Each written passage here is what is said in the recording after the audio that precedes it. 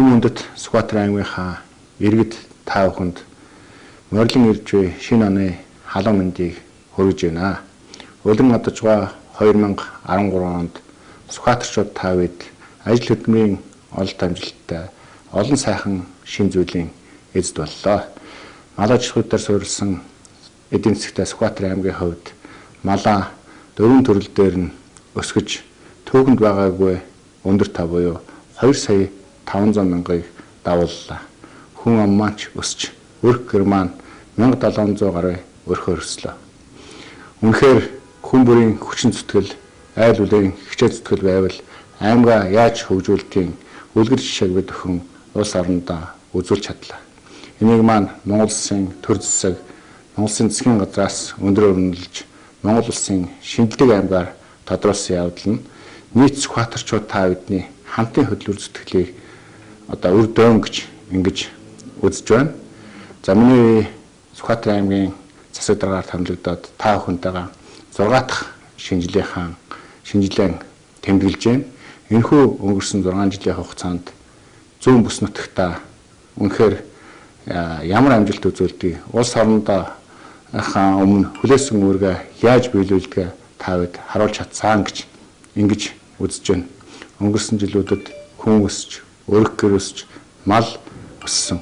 Эдийн засгийн асар их хүч нөөц тэлэлтийг бий болгосон байна. Таагаар илэрхийлж чадах юм бол бид бүхэн үндсэн мал сүргээ 2008 онтой харьцуулах юм бол бүтэн 1 саяар жил болгон 700-аас 900,000 төгрөг авах юм бол өнгөрсөн 6 жилийн хугацаанд 5 сая гаруй малыг эргэлтэнд оруулж чадсан байна. Энэ таагаар илэрхийлж чадах юм бол 2.5 их найд гэсэн үг. Нэг хүнд ногдож байгаа 50 орчим сая төгрөгийн бүтээгдэхүүнийг бид нар хөдөө аж ахуйгаасаа үйлдвэрлэж авч чадж. Дээр нь жижиг дунд үйлдвэрлэл, өөрийгөө тэтгэж байгаа аж ахуй, бусад аж үйлдвэрийн бүтээгдэхүүн гэх юм бол нэгжиж хэмжээний хөрөнгийг бид өхөн босгож чаджээ. Газар зохион байгуулалтын хувьд шинжилсэн төлөвлөгөө хэвд дахин төлөвлөлтийн дагуу олон сайхан хорооллыг бид өхөн босгож байна. Цаашид олон зүйлийг хийх ард түмнийхээ өмнө амлаж байна. Бид өхөн эхлүүлсэн боловсрол харуулаад дуусгаж эх он жилүүдэд 1500 айлын шинэ хорооллыг 16 хоногт давж дуусгана гэсэн төлөвлөгөөтэй байж байна. Улаанбаатарын орох авто замын ажлыг энэ жилд нь дуусгана гэсэн төлөвлөгөөтэй байна. Цаашид Аз Европын холбосон Монгол Улсын 2 дахь гарц Монгол Улсаас далаад гарах хамгийн дэвт замыг Сүхбаатар аймаг бий болгоно гэсэн ийм өндөр эрмэлзэлтэйгээр явж байна. Залуучууд бүхнийхээ хөгжил дэвшлийн төлөө ууггүй ажиллаж байгаа багш сургууль өмгөжлөгч мөн эцэг та бүхнийхээ үр шимээр олон сайхан зүйлийг хийж чадна гэдэгт эргэлзэхгүй байна. Ирэх жилүүдэд Монгол Улсад жишг болсон усан бассан хөлбөмбөгийн талбай олон сайхан шинэ сургууль цэцэрлэгүүд бий болно гэдэгт эргэлзэхгүй байна.